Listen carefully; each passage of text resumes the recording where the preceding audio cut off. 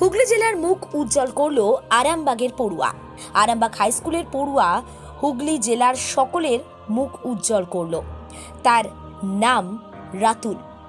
জানা গেছে রাতুল সামন্ত কলকাতার Jagadish Bose national talent search পরীক্ষার দ্বিতীয় ফেজে সসম্মানে উত্তীর্ণ হয়েছে এবং জুনিয়র সায়েন্টিস্টের মর্যাদা পেয়েছে। রাতুলের সাফল্যের কথা জানতে পেরেই আরামবাগ হাই স্কুলের প্রধান শিক্ষক সহ বাকি সকলেই তার বাড়িতে তাকে সম্বর্ধনা দেন। ছিলেন সহকারী শিক্ষক রথীন্দ্রনাথ টুডু, স্কুল পরিচালন কমিটির সভাপতি প্রদীপ সিংহ রায় ও অন্যান্যরা। এছাড়া প্রতিবেশীরা তো ছিলেনই। রাতুলের সাফল্যে খুশি তার পরিবার, শিক্ষক, প্রতিবেশীরাও। বৃহস্পতিবার রাতুলের বাড়িতে পুষ্পস্তবক পৌঁছে দেন শিক্ষকেরা। কি বলছেন প্রধান শিক্ষক রাতুল, কি ভাবছেন তার বাবা মা, কতটা খুশি হয়েছেন, সবটাই তুলে ধরল নিউজ বাংলাদেশা। আজকে আরামবাগ হাই স্কুলের পক্ষ থেকে আমাদের স্নেহের রাতুল সামন্তর বাড়ি এসেছি। রাতুল আরামবাগ হাই স্কুলের অত্যন্ত মেধাবী ছাত্র। মাধ্যমিকে 97% অধিক নাম্বার পেয়ে সে কৃতকার্য হয়েছে।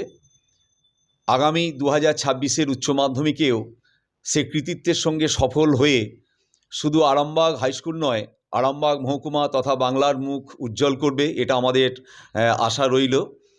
আজকে আমরা এসেছি JBNSTর যে পরীক্ষা ছিল, অর্থাৎ Jagadish Bose national talent search যে পরীক্ষা, দ্বিতীয় ফেজের পরীক্ষায় আমাদের স্নেহের রাতুল কৃতকার্য হয়েছে, জুনিয়র সায়েন্টিস্টের মর্যাদা পেয়েছে।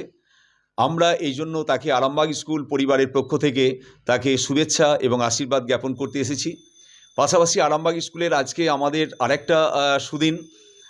আমাদের পরীক্ষায় কিভাবে সফলতা পেল, তো কত র্যাঙ্ক করলে কি বলবেন? প্রথমে বলে রাখি, আমার নাম রাতুল সামন্ত। আমি আরামবাগ হাই স্কুলে একাদশ শ্রেণীর ছাত্র, সায়েন্স স্ট্রিম নিয়ে পড়ছি। প্রথমত বলে রাখি, এটা একটা ওয়েস্ট বেঙ্গল গভর্নমেন্টের নেওয়া জুনিয়র সায়েন্স ট্যালেন্ট সার্চ পরীক্ষা।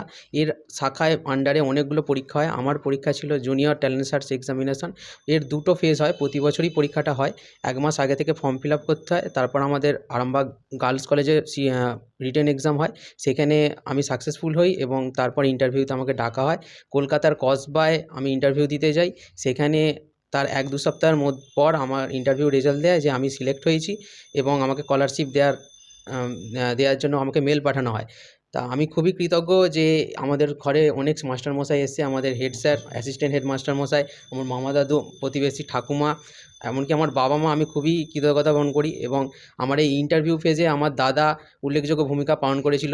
সে অনেক কোম্পানিতে বিভিন্ন ইন্টারভিউ দিয়েছিল, তাই আমাকে বলে দিয়েছিল যে তাদের সঙ্গে কেমনভাবে বিহেভিয়ার করতে হয়। সে এখন পুনেতে থাকে, IT কোম্পানি চাকরি করে। সুতরাং এদের সবার প্রতি আমি খুবই কৃতজ্ঞতা রাখি এবং আমাদের খুব সৌভাগ্য যে আজকে আমাদের সকল মাস্টারমশাই আমাদের বাড়িতে এসছেন এবং তাদের প্রতি আমি সবসময় কৃতজ্ঞতা থাকব। নাম রাতুল সামন্ত। আমাদেরই নয়, যে আমাদের স্কুলের যে সাফল্য, আমাদের টিউশন টিচার থেকে শুরু করে স্কুল টিচার প্রতি মুহূর্তে। আচ্ছা, বলুন। ছেলে মোটামুটি ভালোই পড়াশোনা করছে। সকলেই তো ঈশ্বরের আশীর্বাদ এবং স্কুল শিক্ষক মশাইদের আশীর্বাদ। তার আশীর্বাদ ছাড়া আমার পুত্র কোথায় থেকে এগোতে পারতেন না। যাই হোক, আমি একজন শিক্ষক, তাই আরামবাগ বয়স্কের সমস্ত শিক্ষকের সঙ্গে আমার খুব ভালো সম্পর্ক আছে। ওরা সকল সময় রাস্তাঘাটে সবার সঙ্গে আমার ছেলে খোঁজখবর নিতেন। যা এবারে আমার কথা করছি। আমার নাম বিশ্ব সামন্ত।